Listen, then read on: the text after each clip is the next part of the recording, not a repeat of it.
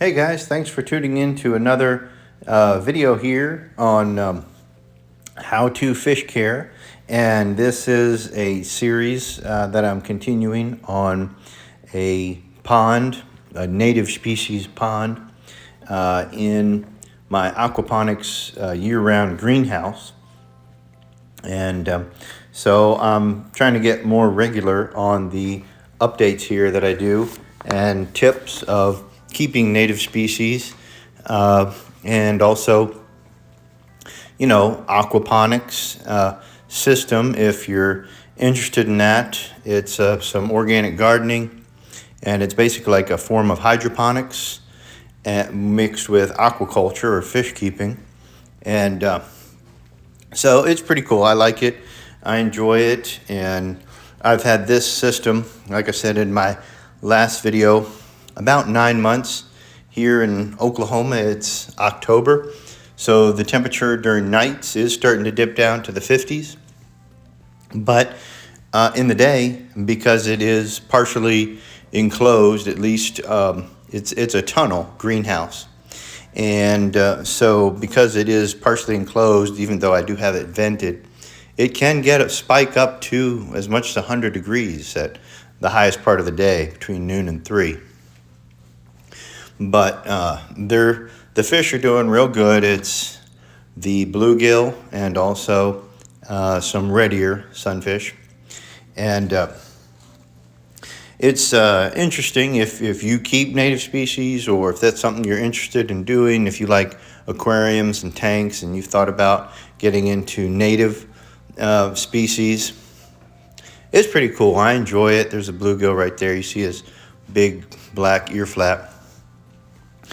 And so one of the more tricky things, or things that needs attention, if you do that, excuse me, catch fish in the wild, there he's going after those two red ear. That's a pair of red ear sunfish in the back. Yeah, but anytime you do catch wild species, and there was a pellet that he just spit out right there. Now that was a regular kind of fish pond pellet, something that you would feed to like koi, which is an okay staple for cichlids and things like that. But you see, he spit that out, that bluegill. Now, a red ear, he would go for those just regular kind of cichlid pellets, or even koi pellets that have a little less nitrogen protein. But he spit that out, and what I found is that bluegill actually prefer a good quality cichlid pellet and a pellet that has some shrimp in it. Now you know the difference between, almost all fish food has fish meal in it, so it does have fish. Not all of them though have shrimp. And just like when you go out to eat and you have a piece of fish versus shellfish or shrimp, you notice the difference in the flavor there. The shrimp have a little bit of a tendency, have a little bit of a stronger flavor and aroma to them. And so high quality cichlid pellets that have some shrimp is what I found that bluegill prefer. And also the ones I've gotten, ones that actually have a little bit of a, whether that's a natural color or a coloring they put in, where the cichlid pellet has a little bit of a reddish tone to it.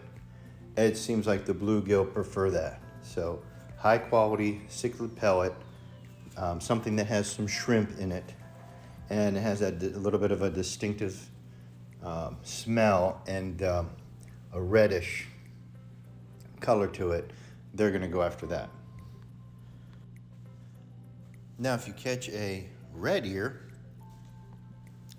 sunfish, what I found, at least here in Oklahoma, they like more of a bland pellet.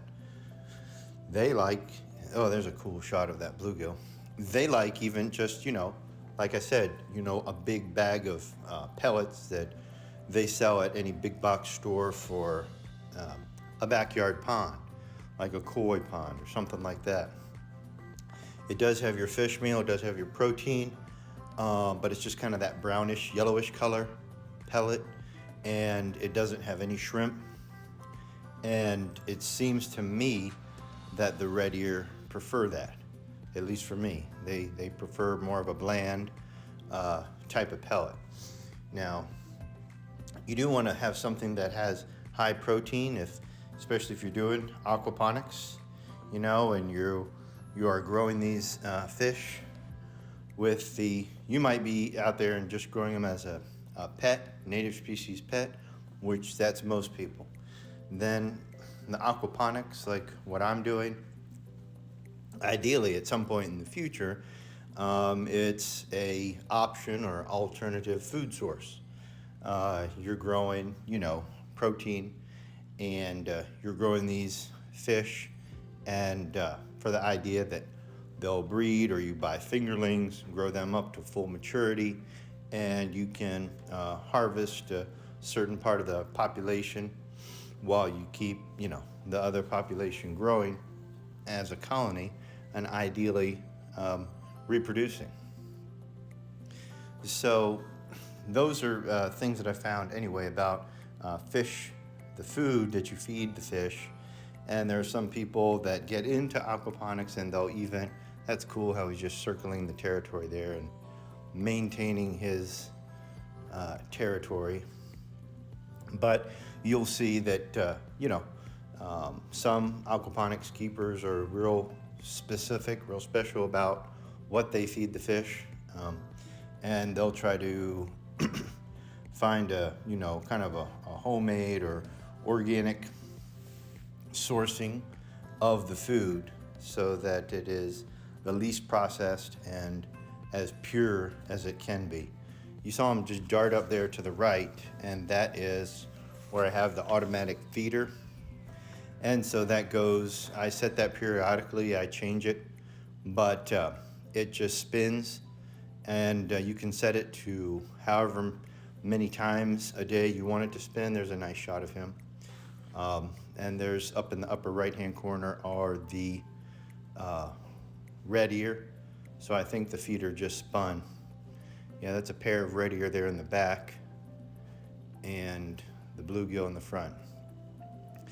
I like to have this, like I said, it's an aquaponic system. So 2 parts, fish pond, there's almost everybody, well, a couple of them. And the hydroponic garden, basically a garden that's plants get their nutrition just through the water. And but yeah, to have the system running in such a way that it's balanced, and you check your water parameters, which I do, nitrogen level, pH, things like that. Well, they're really going after each other there. But I try to have the whole thing as automated as possible. And I have a water pump that's pumping the water from the pond through the plants. They continually, 24 hours a day, get that hydration and nutrition from the water. They're absorbing the waste, the fish waste. The fish waste is in the pond. Then it goes through media filters that have beneficial bacteria that break down the nitrogen or nitrates of the fish to nitrates, and then the bacteria break it from nitrites rather to nitrates, and then the plants can absorb that because it's water soluble. It's dissolved in the water. And so one part of automation that I do is, I have the automatic fish feeder. I think it was like $30, and it's battery operated. You can set it for how many times a day, how many portions it dispenses, and so that takes care of feeding the fish for me, which is pretty cool. I like that. Another thing for fish health that I do is add about a pinch of sea salt, non-iodinized sea salt from evaporated seawater, about a pinch per gallon. And that's a good preventative treatment that you can do to keep your fish healthy. That helps with their slime coat, that natural mucus coating that they have over their scales that prevents, it hinders, parasites and different things from contaminants in the water from getting to them. And so a little pinch of non-iodinized sea salt from evaporated seawater, or from your pet supply store, you can get the marine salt. That'd be fine, just a pinch per gallon. That's a good way to keep your fish healthy and prevent any kind of diseases. So anyway, but they're doing real good. I just wanted to give you a couple points about what I've done. If you're interested in setting up a native tank, or if you already have that, if you're interested in setting up an aquaponics system that uses the fish to grow as fertilizer, organic fertilizer for a garden, it's a good option. It takes a little bit of science and thinking and attention, but if you're into that type of thing, I think you'd really enjoy it. If you guys, enjoy watching this, you want to get more videos like these, see how the progress that is going, just give this video a like, subscribe to my channel. I really appreciate that. That helps me produce videos like this and keep producing more videos. I'm going to be coming out with them probably a couple times a month and just show you the progress of this system, this native species, and how they're doing. Appreciate y'all for watching. Hope y'all have a real good day, and check back in with me here in about a week. I'll have another video with a update on how the fish are doing. Have a great day, guys.